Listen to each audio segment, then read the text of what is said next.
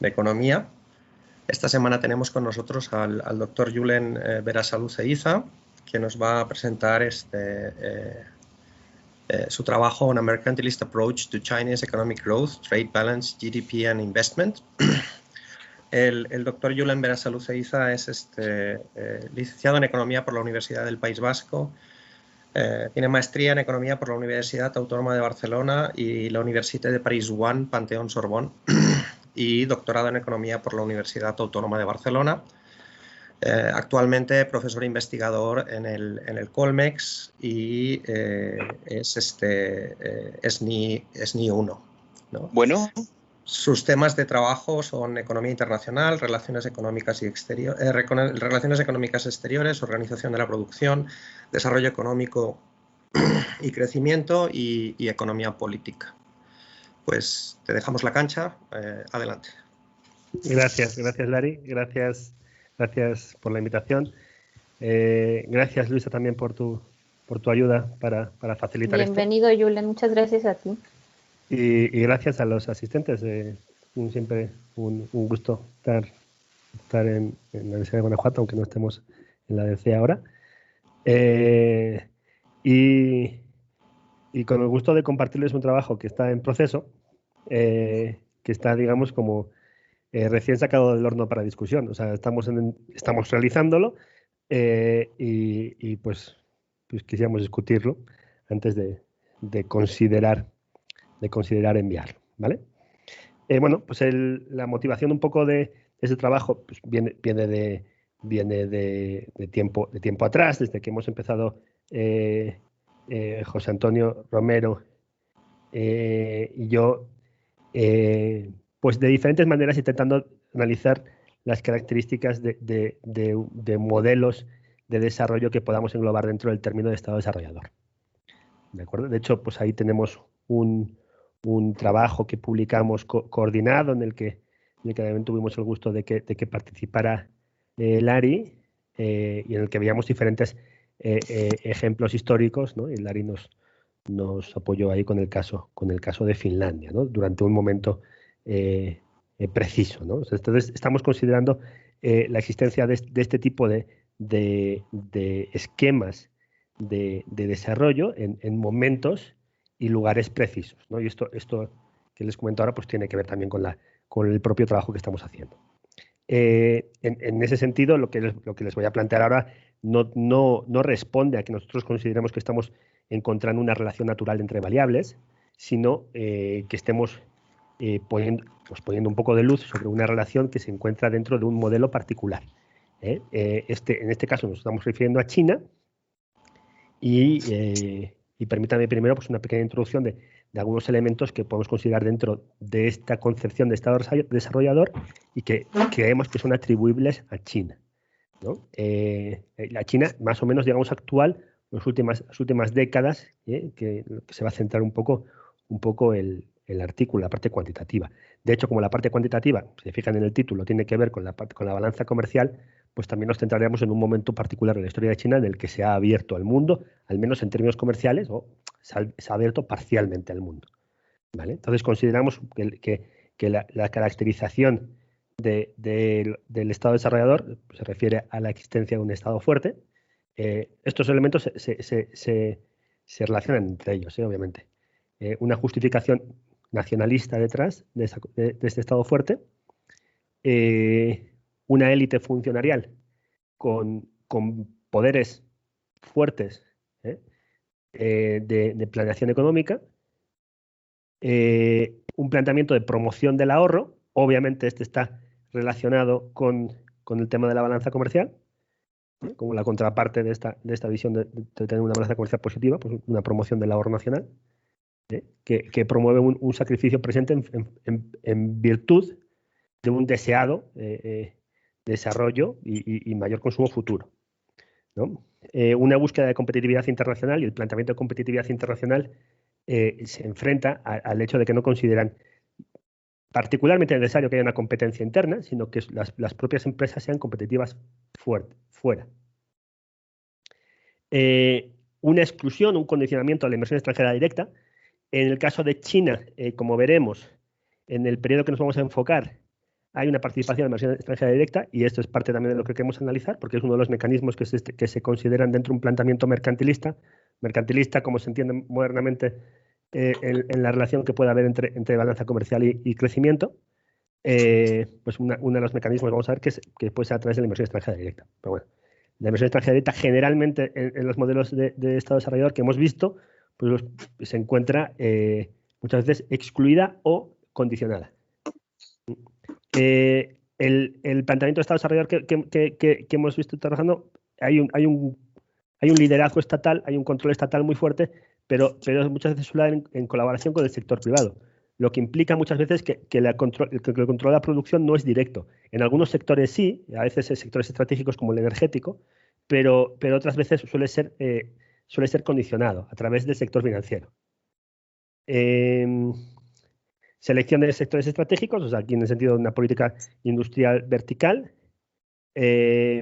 Política comercial basada en resultados, es decir, o sea, aquí muchas veces se protegen sectores que se quieren impulsar, pero también no se protegen indefinidamente, sino se protegen en función de resultados, y en algunos resultados pues tiene que ver, por ejemplo, la realización de exportaciones, ¿vale? Con los cuales, pues en principio pueden probar las empresas el alcance de competitividad internacional, ¿no? Y pues políticas educativas, tecnológicas, científicas ligadas a las anteriores. Nosotros concebimos que China más o menos cumple estas características desde un punto de vista histórico, etcétera. Entonces nos parece interesante mirar la relación de la balanza comercial en este caso, ¿vale? Un planteamiento de Estado desarrollador, su objetivo, al menos su planteamiento teórico, es centrarse en una transformación dinámica frente a la eficiencia estática. Entonces, hay una limitación del comercio, y hay una limitación del comercio consciente de que eso reduce la eficiencia en un momento particular. Bueno, su motivación es una transformación productiva a futuro, ¿no? Que se consiga o no, pues bueno, también depende del éxito en cómo se lleva a cabo este modelo. Y tampoco eso significa que no tenga sus costos. Bueno, la consecución de la balanza comercial figura, es como uno de los elementos dentro de este modelo, y figura en el centro, si quieren, de la tesis histórica y hasta de la caricatura que se ha hecho del mercantilismo, ¿no?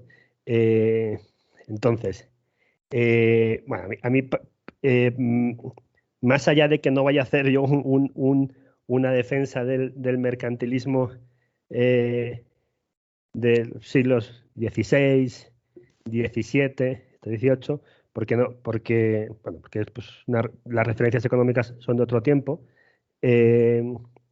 También, pues bueno, podríamos discutir si hay una corriente como tal, cuyo único objetivo son las balanzas comerciales y la acumulación de metales preciosos, ¿no? Si bien tenían un punto central en muchos de estos objetivos, y en un momento histórico en el que el comercio internacional pues era una de las tecnologías de desarrollo productivo más exitosas, ¿no? Pero bueno, pues encontramos algunos elementos en común, que puede haber con el planteamiento de Estado desarrollador. Creo que no es lo mismo, pero creo que hay elementos. Algunos de esos elementos se puede referir, por ejemplo, a la propia consideración de un nacionalismo económico. O sea, el propio mercantilismo se basa en la consideración de nación.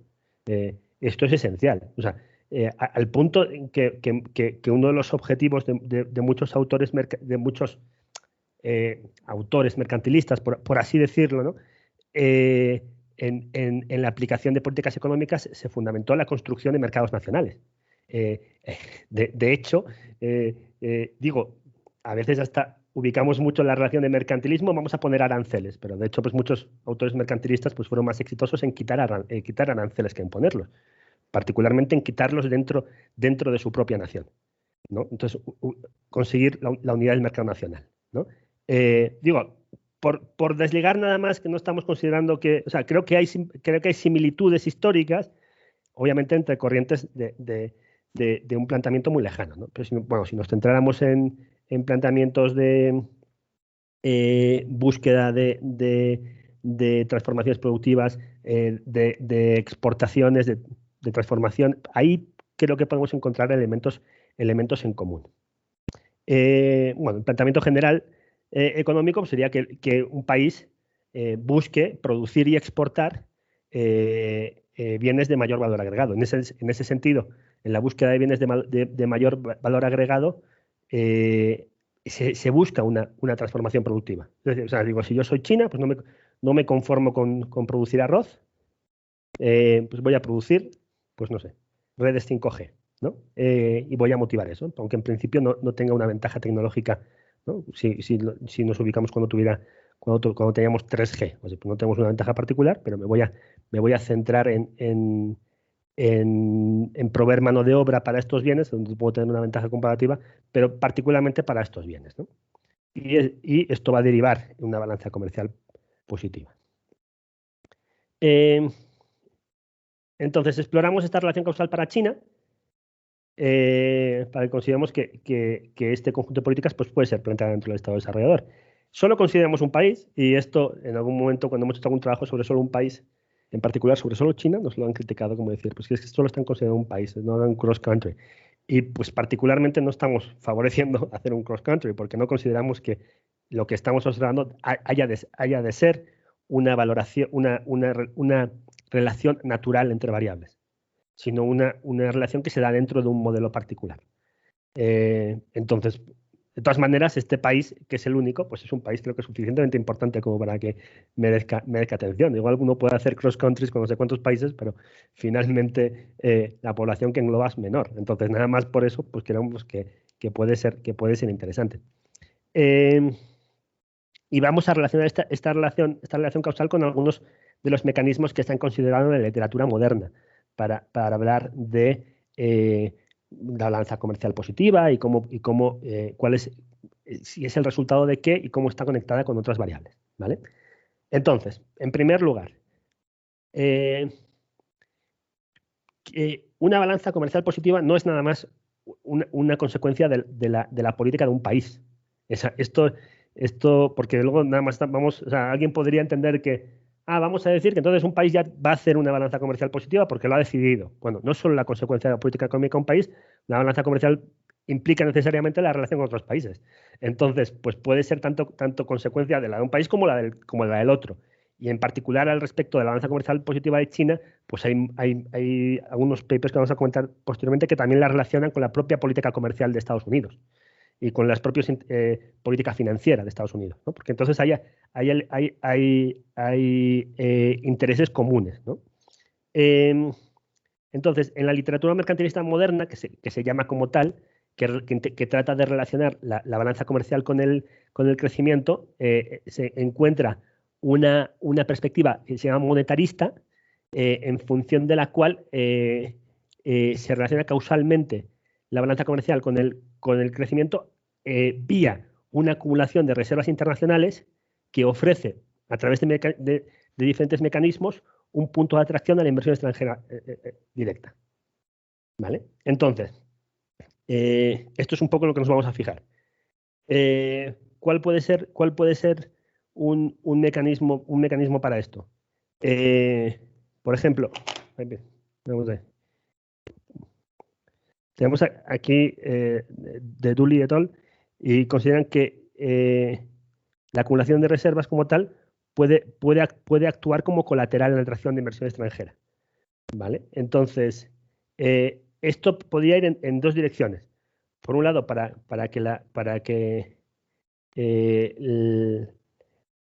esta me parece que es un poquito más, la segunda, un poquito más intuitiva para el caso asiático, la acumulación de reservas puede ayudar a mantener la estabilidad del sistema financiero en caso de una huida de capitales, ¿no? Digo, porque esto puede estar relacionado con la crisis de 1997, crisis 97-98, que de hecho esta se afectó fuertemente a Corea del Sur, afectó fuertemente a Tailandia, pero no afectó a Japón y Taiwán.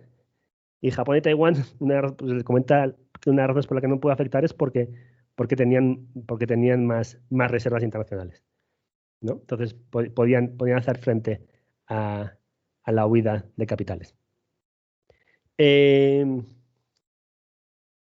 Como decía antes, esto también tiene una relación con la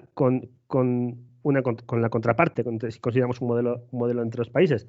Por la contraparte, si si está teniendo un déficit comercial y en ese sentido está teniendo un déficit de ahorro, pues se encuentra de esta manera una demanda sobre sus activos financieros, ahora su financiación. Una especie de equilibrio a este respecto. Una de las razones que puede explicar por qué esta diferencia entre los objetivos de un gobierno y otro, pues puede ser el mayor peso que pueda tener la parte productiva en una de las funciones objetivo de uno de los gobiernos. Hay uno de los argumentos que se da es que en el caso de China pues puede tener más peso el beneficio empresarial, por ejemplo, a raíz de la participación de empresas públicas, ¿no? Pues que tienen un mayor peso, pueden tener un mayor peso en la función objetivo del gobierno.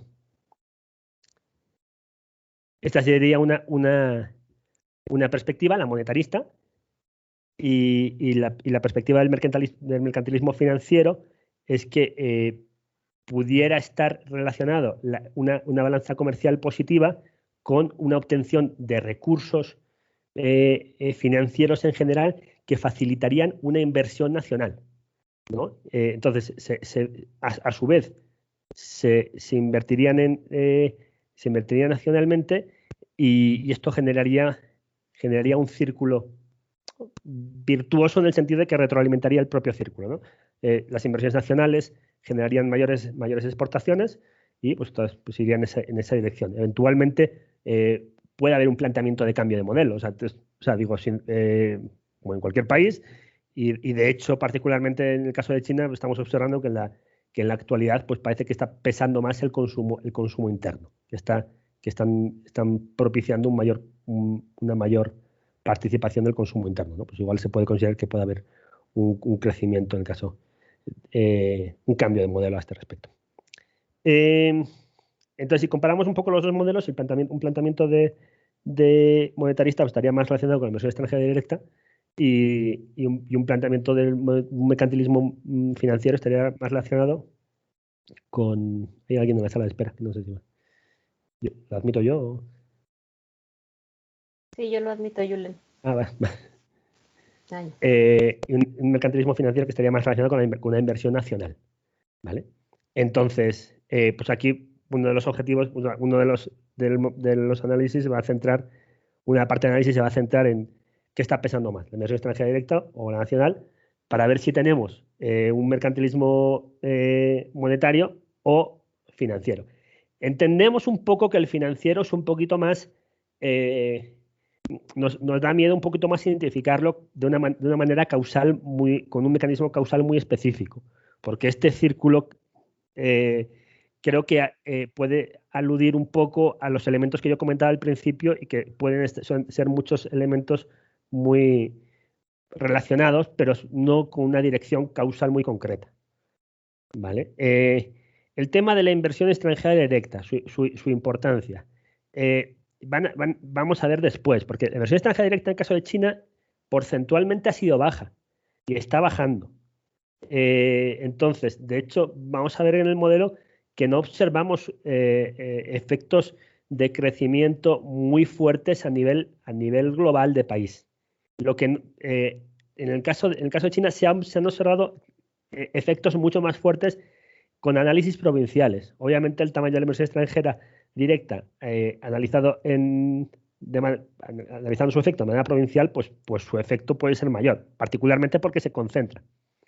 O sea, los objetos receptores en las provincias son más pequeños y además se han concentrado en las ciudades costeras. En las provincias costeras, perdón. Entonces ahí sí se ha observado provincialmente efectos positivos en el aumento de las exportaciones. Claro, esto no nos diría mucho porque puede ser con un modelo como del otro y con el crecimiento económico, ¿vale? Para centrar el periodo de análisis, muchas veces se menciona, pues bueno, el inicio de las reformas a partir de finales de 1978 en China. Bueno, de hecho, antes de 1978 en China, el comercio internacional estaba muy controlado. Lo realizaban 12 empresas públicas, ¿no? Entonces, a partir del 78-79 empieza un proceso de liberalización gradual. Entonces, de hecho, hasta 1981 se comenta el tipo de cambio, se cuenta que estaba sobrevaluado para favorecer la importación de bienes de capital. Ahora bien, claro, para impedir que nadie se aprovechara de este tipo de cambio sobrevaluado, pues obviamente pues estaba restringido el acceso al capital mediante controles. Particularmente además porque pues, se hacía mediante licencias y sobre todo mediante el acceso a estas empresas públicas. Además de cuotas y licencias, la tarifa arancelaria media en 1982 era del 56%. Entonces nosotros consideramos que toda esta época de los 80, pues que es un periodo de liberación muy, muy lento, en el que pues no podemos considerar que exista una China abierta, en el sentido que la inversión extranjera directa y el comercio jueguen un papel importante. ¿Vale? Esto se van. Otra fecha igual de referencia, les comento después, pero como estuvimos ahí en scroll, podemos ponerlo dos veces. Es la entrada de China en 2001. Pero no, o sea, 2001 no es una fecha que nos permita considerar un umbral muy puntual, porque las medidas se empiezan a tomar antes en China para acceder a la Organización Mundial de Comercio, por exigencia y por propia voluntad. Entonces, los aranceles, por ejemplo, en 1992 ya eran del 15%. Licencias y cuotas aceptaban al 18% de las importaciones.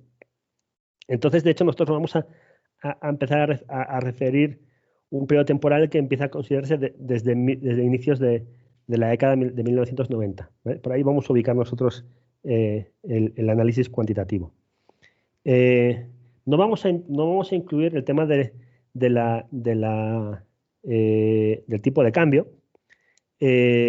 porque si bien hay la sobrevaluación del renminbi, me podría referir al renminbi o al yuan, digo, aquellos que no estén tan familiarizados, depende más de si habla de la divisa como tal, que sería el renminbi, o si hablamos de la unidad de cuenta, que es el yuan, ¿vale? Pero bueno, pues por simplicidad, cualquiera de las dos. Entonces, el renminbi se corrige desde esta sobrevaluación que existía hasta más o menos hasta 1935. Hay unas pequeñas variaciones en 1934 y tal. Pero de ahí permanece estable por creo que 8 años. Y luego ha cambiado poco. Entonces no hay una variación muy fuerte de esta variable. Entonces nos parece particularmente interesante para el análisis. China, si hacen esta lectura de China se está liberalizando frente a una posible, pues China entra en la OMC y trata de cumplir el mínimo de condiciones impuestas por la Organización Mundial de Comercio para acceder a los mercados que habilita pertenecer a la Organización Mundial de Comercio, pues nosotros nos iríamos más por esa segunda interpretación. ¿Por qué? Pues por ejemplo porque China ha mantenido exigencias a la inversión extranjera directa. De hecho, si bien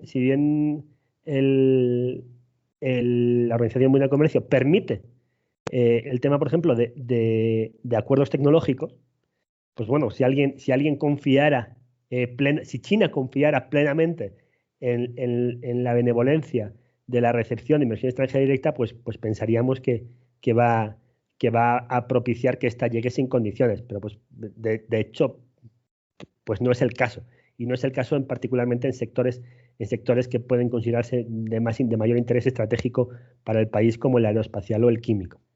Ahí tenemos el qué tanto importa la inversión extranjera directa para China. Pues es muy difícil de establecer, porque a pesar de que su pequeña magnitud en función de la economía total, pues puede tener un valor estratégico fundamental. Una estimación de Wall y Shin que estiman que las empresas participadas por extranjeros no hubiesen recibido inversión extranjera a China, no hubiesen recibido ninguna. Entonces, o sea, ellos consideran que puede ser una estimación sobrevaluada, un límite superior del efecto negativo de la ausencia de inversión extranjera en China en 3,4 puntos porcentuales. Claro, 3,4 puntos porcentuales puede ser enorme para muchos países, pero en el caso de China, que hasta recientemente ha tenido tasas de crecimiento de doble dígito, bueno, pueden ser muy importantes esos 3 puntos porcentuales, pero no son la diferencia, no eliminan el modelo de crecimiento, ¿no? O sea, seguiríamos teniendo márgenes suficientes. Esto, de todas maneras, puede dejar de lado muchas cuestiones, como por ejemplo la tecnología que puede haber detrás de esa transformación, de esa inversión extranjera directa recibida. Bueno, los datos que utilizamos para ver esto, para ver qué relación puede haber entre la balanza comercial en el caso de China, su crecimiento, y ver si puede estar relacionada con un mecanismo u otro, con el mecanismo de mercantilismo monetario o el mercantilismo u otro. O sea, ese para nosotros es el que puede estar más directo, y lo que vamos a hacer, de hecho, pues parece que descartaríamos un mecanismo de mercantilismo monetario per se, que nos hace sentido, además, con el tipo de medidas que China ha considerado de condicionar mucho la inversión extranjera directa. Y ya si es financiero o si es otra cosa, pues no nos atrevemos. O sea, ahí creo que está más gris el asunto, ¿vale? Entonces, me adelanto un poco con los resultados. Tenemos PIB, exportaciones, importaciones, formación de capital bruta, que tenemos de la Federal Reserve Economic Data, y los transformamos a dólares con tipo de cambio medio cuatrimestral, y los expresamos en dólares constantes, también con una referencia con un deflactador. Entonces, tenemos un problema, es que los datos de inversión extranjera directa que tenemos también de la Federal Reserve pues son solo hasta 2012, cuarto trimestre, y nos quedamos entonces sin datos cuatrimestrales de 2013 a 2019. Puesto que vamos a utilizar inversión extranjera directa como una de las variables explicativas, preferimos hacer una interpolación de datos lineal para el periodo 2013-2019 y no desechar ese periodo, enriqueciendo, o sea, manteniendo un poco el modelo. Pero bueno, pues esa es una de las partes que puede ser un poquito más discutible. Ahí tenemos, en la izquierda tenemos inversión extranjera directa y la inversión doméstica.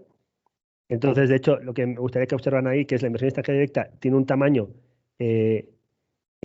muy bajo en relación a la inversión extranjera directa. Estamos en porcentajes del PIB, y además decreciente, ¿no? Es que estamos hablando de como mucho un 5%. Y a la izquierda tenemos el índice de la balanza comercial, que es una de las que vamos a utilizar. El índice de la balanza comercial, que como pueden ver, tiene momentos más cercanos a 1 y tal, pero en general siempre es positiva. Entonces, nos hace sentido con las características un poco que habíamos hablado del planteamiento de modelo desarrollador, ¿no? Consideramos que esto está un poco pues está relacionado, ¿no? Entonces, pero bueno, pues la relación entre las variables tampoco nos parece evidente. Y estoy viendo que en cuanto he pasado el documento al programa que estoy usando en iPod, pues no me ha pasado las tablas. Así que voy a dejar de compartir aquí y lo voy a compartir en la computadora. Disculpen eso, ¿eh? Yo pensé que se había pasado todo bien.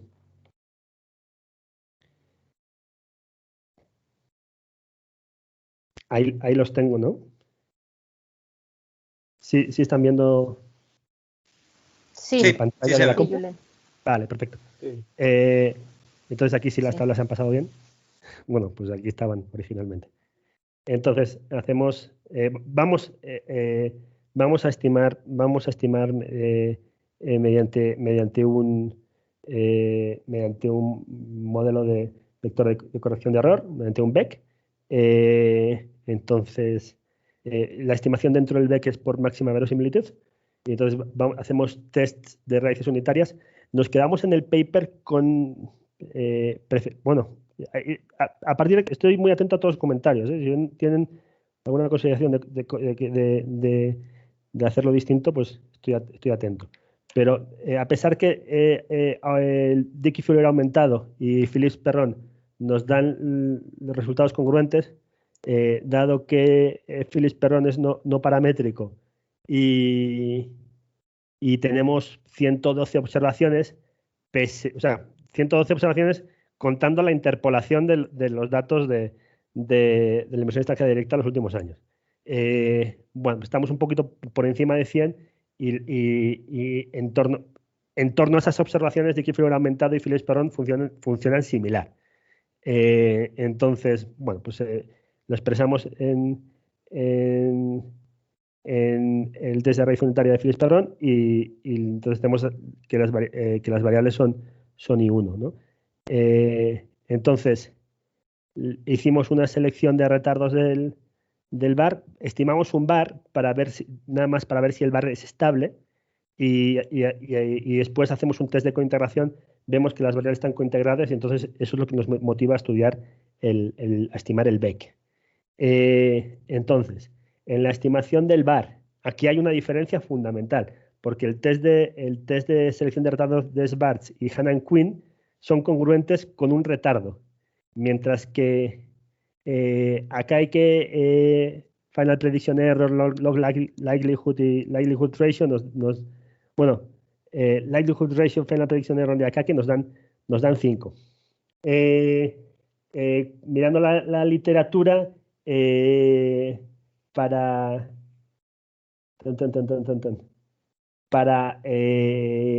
un número de observaciones, estamos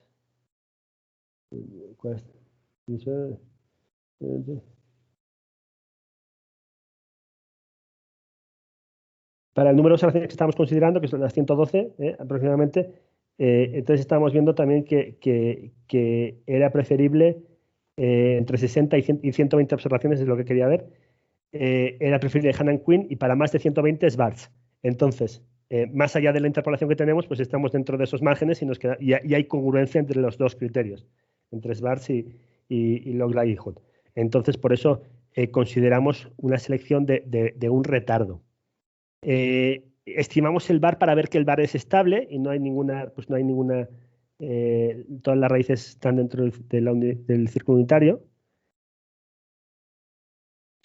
Y realizamos el test de cointegración de Johansen y en ambos test, tanto en el de trazo como en el de máxima verosimilitud, obtenemos que tenemos, o sea, lo rechazamos para ninguna cointegración y no lo rechazamos para ya desde que hay una. Entonces nos quedamos vamos a estimar una ecuación de cointegración, ¿no? Entonces este es el modelo DEC que vamos a estimar con la variable dependiente que sea el PIB, bueno, logaritmos y todo esto.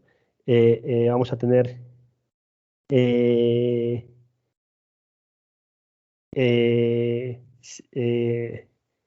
cuatro dummies de observaciones que tenemos fuera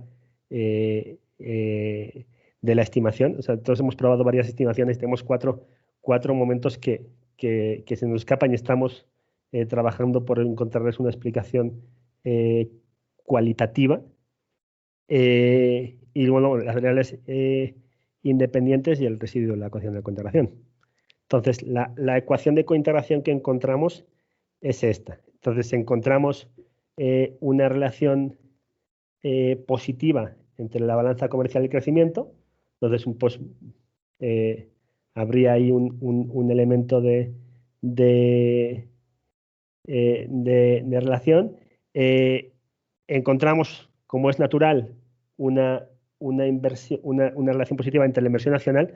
La inversión nacional, perdón, antes no lo tenía ahí en la slide, pero no lo he comentado. La inversión nacional la calculamos como resto de la formación bruta de capital con respecto a la inversión extranjera directa. Y tenemos un efecto no significativo de la inversión extranjera directa en el crecimiento. Entonces, digamos que en la ecuación de contracción que nos podría dar a largo plazo, tenemos un efecto negativo no significativo. ¿Vale? Aquí si en esta ecuación vamos observando aquí no lo malo que aquí no lo puedo, no sé si ven Se ve muy pequeño. Mi cursor. Vale, bueno, el término de corrección de error, que es el primero, el C1, que es muy pequeño, pero es menos 0.105, al que tenga buena vista y lo pueda ver, pues está en el signo esperado y nos estaría diciendo que el modelo está volviendo a su equilibrio a una tasa de 10.55. Se puede hacer zoom in manualmente o sea, cada uno de nosotros lo puede hacer. Vale. Sí, bueno, pues el primero, el C1, el 10.55 nos estaría diciendo esto, que el modelo vuelve al equilibrio al 10.55%. Y a continuación, lo que les voy a mostrar son los tests que hemos realizado y que parece que el modelo por lo demás va bien. No encontramos correlación serial. Hacemos correlación serial para 5 periodos porque pues, como teníamos ahí que la selección de retardos en función de los otros criterios podía ser de 5 en función de los otros criterios que no son los recomendados para ese número de observaciones, pues bueno, pues hacemos el test de correlación serial hasta 5 periodos y no lo encontramos. No encontramos heterocedasticidad y aquí no lo puse, pero el Yarque-Bera de normalidad se cumple también, aunque también comento que el Yarque-Bera de normalidad se cumple porque también tenemos los 4 dummies. Entonces los 4 dummies ayudan a que estas 4 observaciones que quedan un poco fuera se estén cumpliendo. Este es un elemento en que estamos discutiendo, entonces aquí sí tienen, pues ahí estoy atento también a su opinión, particularmente de los econometristas, porque nos hemos fijado en los efectos agregados del conjunto de errores y no voy a decir, o sea, la suma acumulada de residuos. Entonces, la suma acumulada de residuos nos puede ayudar para ver si el modelo es estable. Y aquí tenemos 2 opiniones. No voy a decir cuál es quién, porque además estamos grabando, a ver si me mantengo dentro de la neutralidad. Sabemos muy bien si considerarlo solo, hacer un solo test de estabilidad, como está marcado aquí, de los últimos años del periodo, o considerar el test de estabilidad QSUM para buscar breaks en el modelo, considerando todo el periodo. Entonces, aquí también sí estamos atentos a sus consideraciones de qué consideran más adecuado. En materia de los efectos agregados del conjunto de variables retardadas, encontramos en este caso encontramos un efecto positivo de la inversión extranjera directa. Entonces ese efecto positivo es el que se va a ver un poco en la función de impulso después que se van a combinar los 2 efectos, se va a ver de manera más evidente. Pero combinado con el negativo a largo plazo. Entonces esta va a ser, nos parecería un poco, podríamos darle lógica, ¿no? Hay un efecto positivo en el momento de la recepción, pero a largo plazo, bueno, pues no es tan evidente, ¿no? Y luego tenemos un efecto negativo de la balanza comercial en el corto plazo y un efecto negativo, pero no significativo, de la inversión nacional en el corto plazo.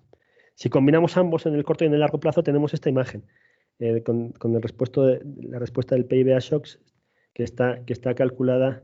Es un impulso respuesta usando descomposición de Cholesky. Y entonces, que vemos aquí, pues un poco confirmamos que el efecto de el que queda aquí por debajo es el de la inversión extranjera directa, que parece que tiene un pequeño efecto positivo hasta, ¿no?, de manera concreta entre 2 y 4 semestres, pero que luego en el largo plazo pues va hacia abajo de manera no significativa en el conjunto. Y un efecto de manera positiva conjunta de la inversión nacional y de la balanza comercial, del índice de balanza comercial. Entonces, ante lo anterior y un poco nuestro planteamiento de la literatura, consideramos que, pues bueno, pues se confirma que existe para este modelo una relación positiva entre la balanza comercial y el crecimiento. Al respecto de esta balanza comercial, esta relación, no observamos que haya un mecanismo causal, al menos cuantitativo, que involucre en esa dirección a la inversión extranjera directa.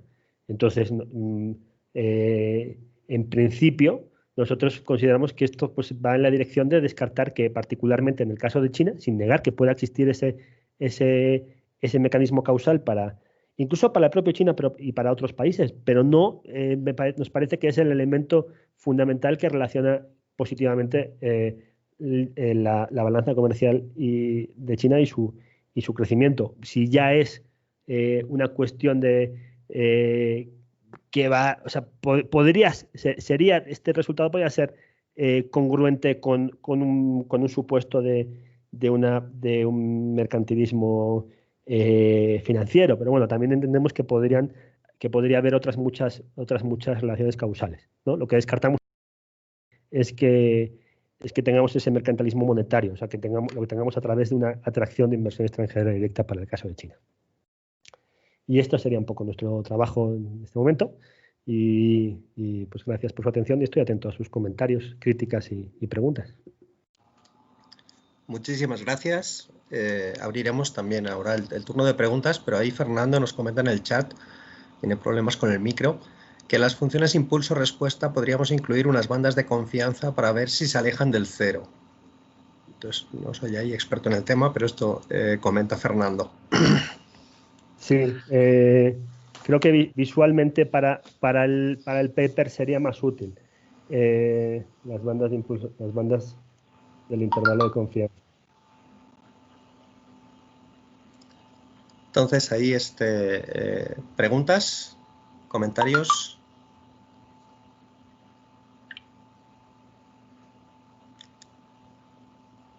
Si no, yo. Tienes estos 4 periodos entonces que se salen fuera, ¿no? Completamente. Sí. Son 4 trimestres, ¿no? Sí. ¿Y no están seguidos? O sea, no están seguidos. Son 4 trimestres sueltos. Sí.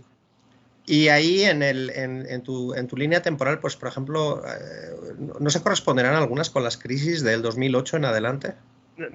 No teníamos con crisis particularmente, o sea, como que podíamos... sí tenemos un entorno como a 2009 y podía ser alguno de estos trimestres que podíamos identificar con algo con eso. Estamos en la justificación cualitativa de esos. También la llegada masiva puntualmente, hasta por cuestiones contables de inversión extranjera en un momento, puede modificar un poco los datos. Entonces, no sé si vamos a poder darle a los 4 outliers una justificación cualitativa. ¿Y son por arriba o por abajo? Son 3 por arriba y 1 por abajo, si no recuerdo mal. Sí, pero tenemos más por arriba, que podíamos relacionar con eso, con una llegada de inversión así muy grande. Sí. Pero bueno, o sea, sí, tenemos que, tampoco tenemos los datos en particular de que podemos ver si esto fue la compra de no sé, si en el caso de México podría pensar que cuando se compraron los bancos, ¿no? pues ahí tienes un efecto muy fuerte, que tienes un efecto de llegada de inversión extranjera directa, pero que particularmente no sé si tenga que ver con un cambio productivo. O sea, digo, estoy pensando en el caso de México, pero no sé qué tanto nos sirva, si vamos a poderle dar explicación ahí. Ahí convendría a lo mejor también checar posibles cambios en política.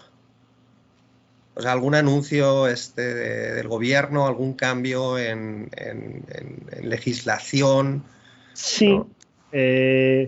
sí, pues sí, estamos en ello. Lo que pasa que también me da un poco miedo. Seguramente a través de cambios en política intuyo que podemos encontrarlas. O sea, porque cambios son continuos. Entonces, seguramente podemos identificar elementos de cambios de política económica en esos momentos. Pero pues, no sé si estamos... O sea, yo siendo muy sincero, la identificación fue ex post, no ex ante. O sea, lo correcto sería tener identificados estos elementos. No, si fuera en el caso de Corea, cuando hicimos ejercicios similares para el caso de Corea, era muy fácil, porque tenías un problema, tenías elementos en el 88-89 que estabas vinculados a Juegos Olímpicos y democratización, y 98, que es justo después de la crisis del 97. Entonces, ahí estaba clarísimo, ¿no? O sea, te dices, bueno, mis sospechosos son estos antes y después confirmo. Pero aquí no. No tenemos eso. No, bueno, también lo que tienes es que el tamaño de China, en comparación en Corea, por ejemplo, pues al ser una economía más pequeña desde términos absolutos, tienes unas cosas a lo mejor un poco más claras, porque China también tuvo unas Olimpiadas, pero no creo que la economía china lo notara tanto. Ya, sí.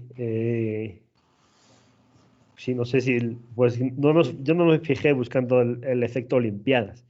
Pero por lo mismo que comentas. Pero bueno, entiendo que es parte de lo que nos falta, que tratemos de atar eso mejor o que demos algunas hipótesis que luego, si bien no se resuelvan totalmente, puedan quedar ahí para crítica de qué pasa con esos momentos.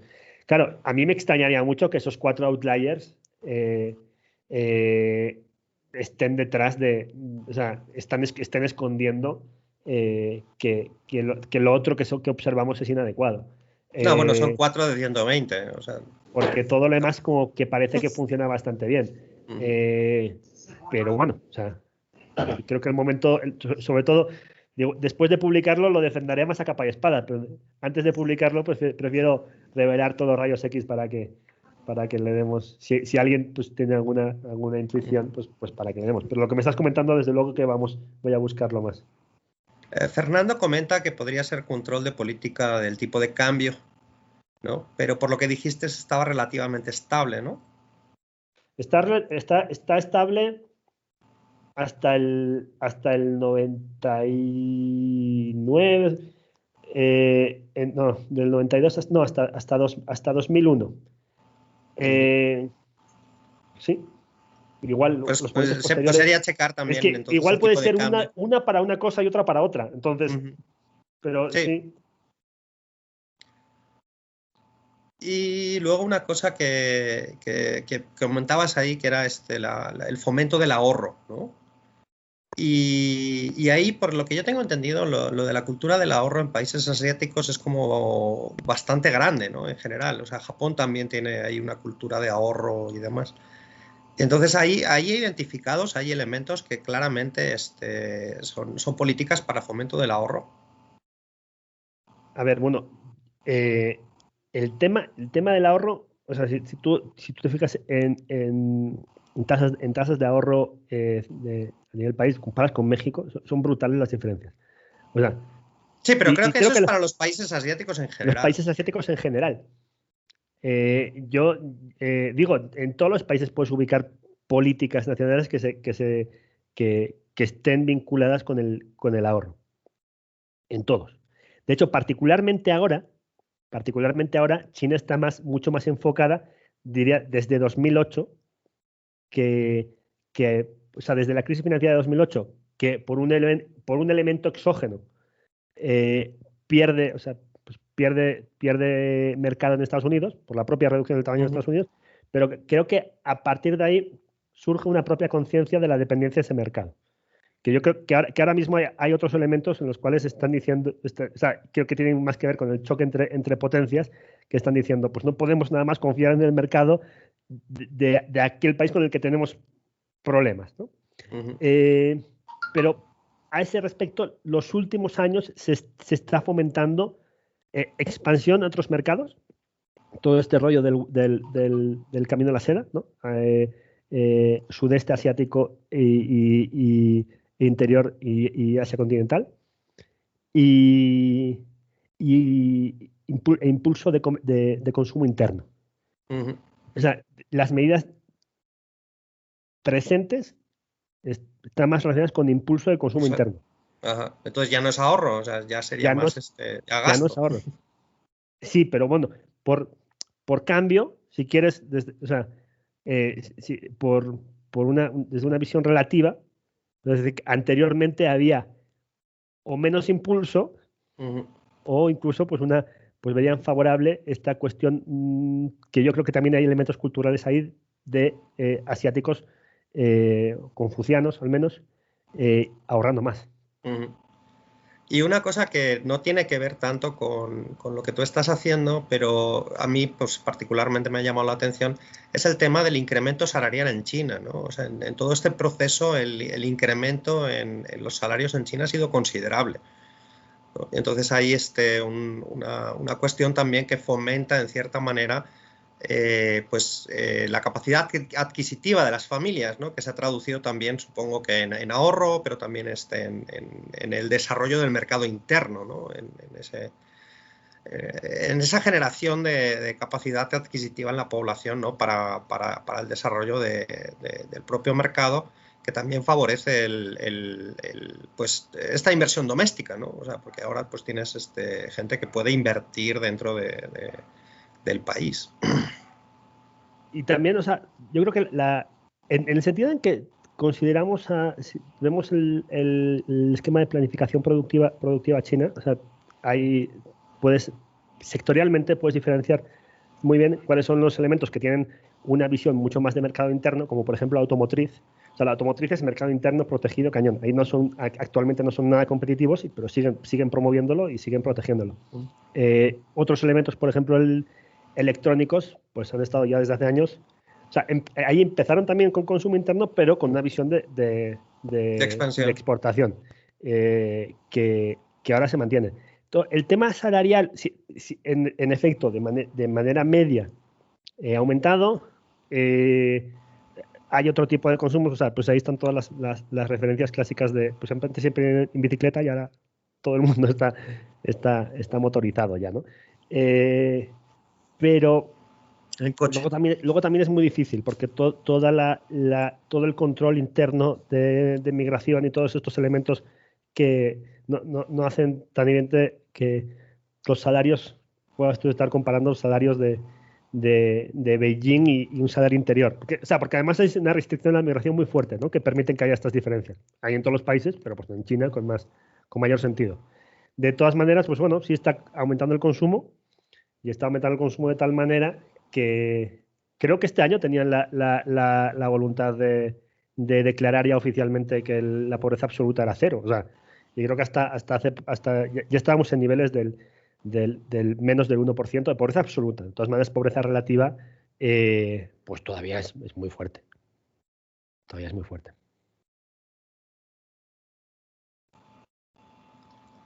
Bueno, voy a dejar de monopolizar esto. ¿Algún comentario más? ¿Alguna pregunta más? ¿Edgar? Sí, hola, buenas tardes, Julen. Perdón por haber llegado tarde y entonces tal vez esta pregunta va relacionada en el gap, lo que me perdí al inicio de tu conversación. ¿Me podrías compartir un poco cuál es la motivación, no la motivación, sino la contribución del paper a esta literatura de crecimiento, entiendo que es, y comercio, ¿no? ¿Y cuál sería la contribución de ustedes a esta literatura?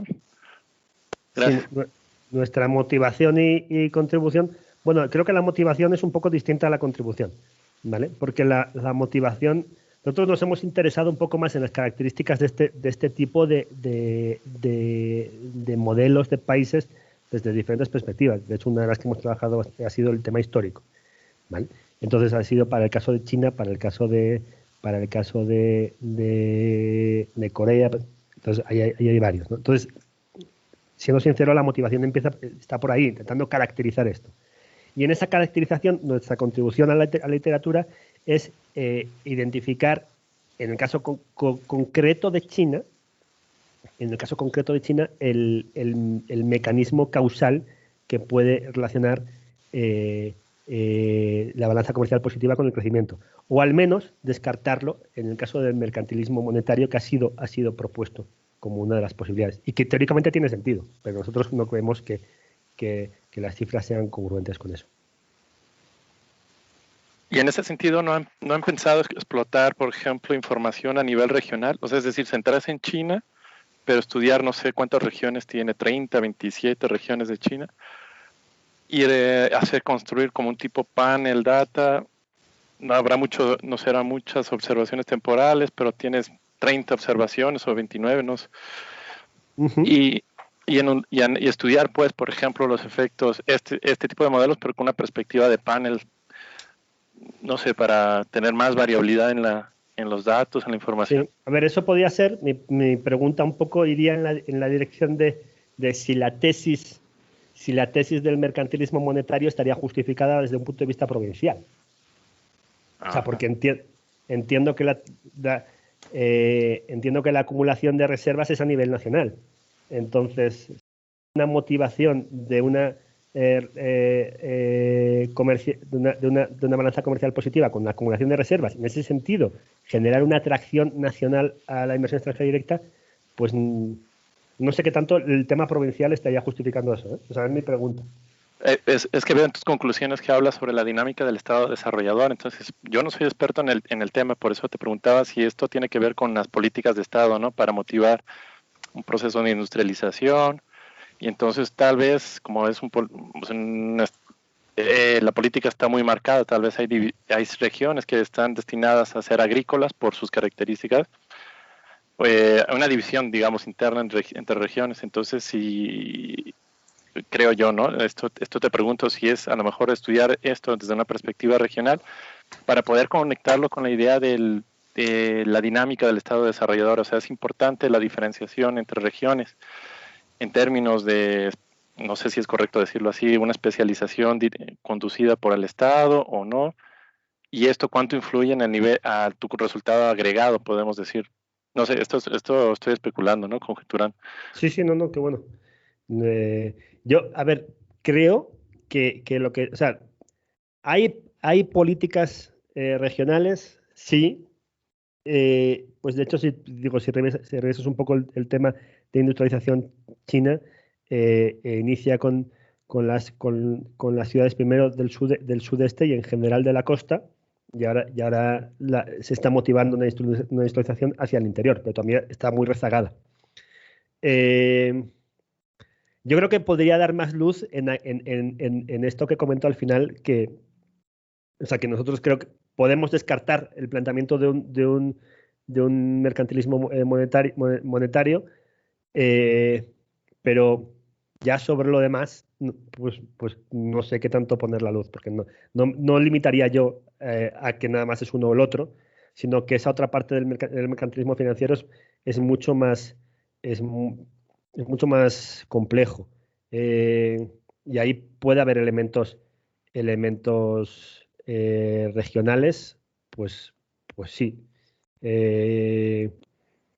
Ahora, claro, es difícil o sea, con este tema de decir, por lo mismo que tú estabas comentando, ¿no? O sea, si te llega toda la inversión a una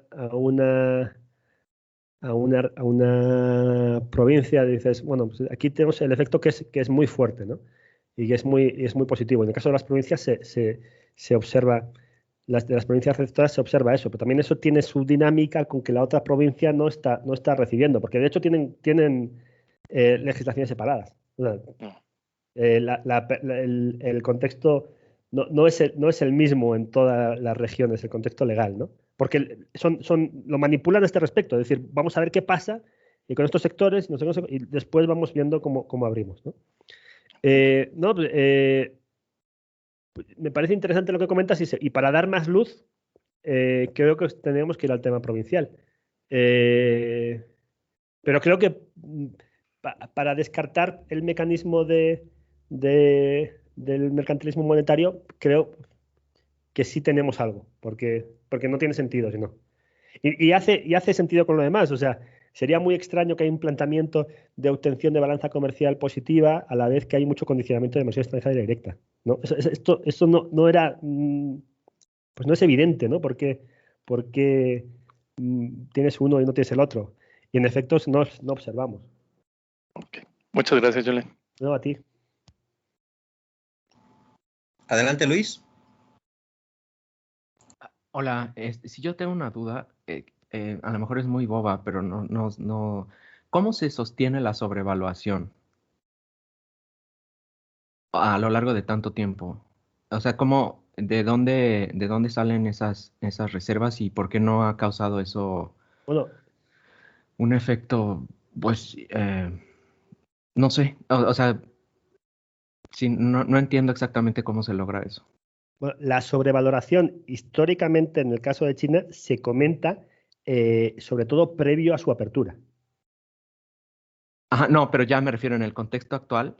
No, de hecho, después de esa sobrevaluación hay un undervaluation, o sea, se baja el renminbi o el yuan, y de hecho la acusación reciente siempre ha sido que el yuan estaba barato. Ah, ok, sí. No, entonces o sea, la acusación de los últimos años ha sido que está barato. Si se hace, si esa acusación es cierta o no es cierta, pues no sabría decirlo.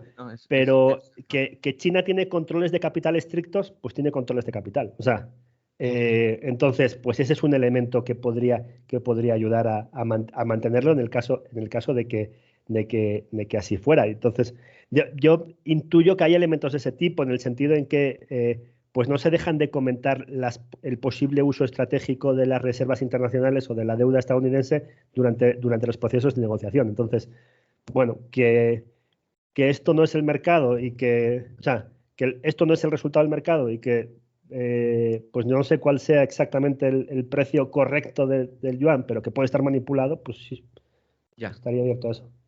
¿Y cuáles son los costos de esta política? Porque así como o sea, todo está desarrollista, porque en la superficie parecería que es ganar, ¿no? A ver, costos evidentes y costos que podrían ser, no sé si en el caso de China se hayan dado tanto, ¿vale?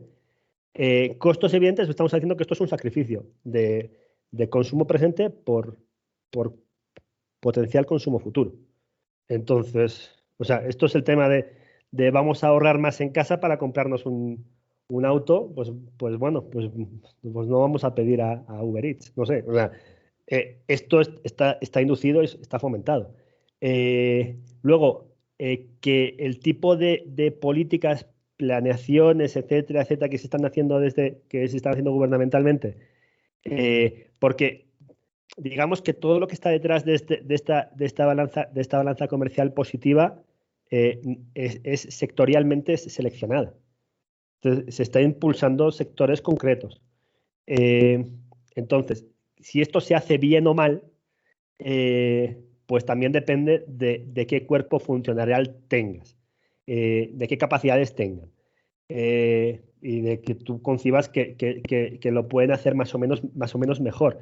Y ahí hay éxitos y fracasos también dependiendo un poco de los sectores. O sea, sector electrónico que estábamos considerando, pues ese parece que ha logrado competitividad muy fuerte a nivel internacional. Sector automotriz, pues creo que no. O sea, yo todavía no ubico ningún auto chino. Motocicletas eléctricas, pues puedo imaginar que sí, porque no paran de producirlas. Yo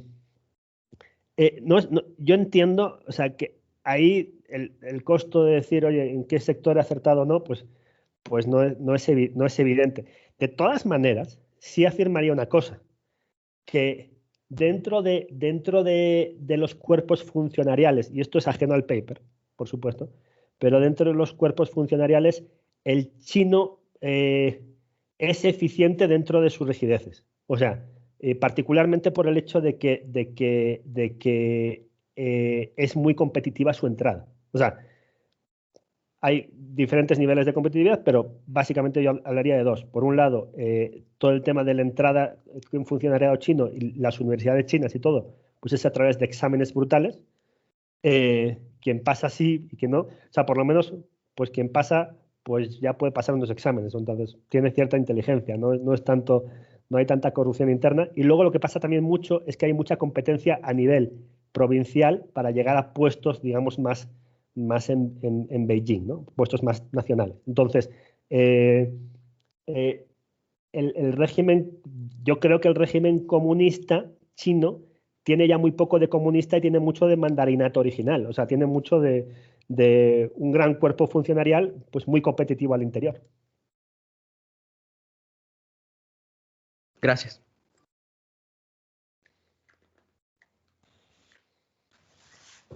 ¿Alguna pregunta más? ¿Alguien quiere comentar algo?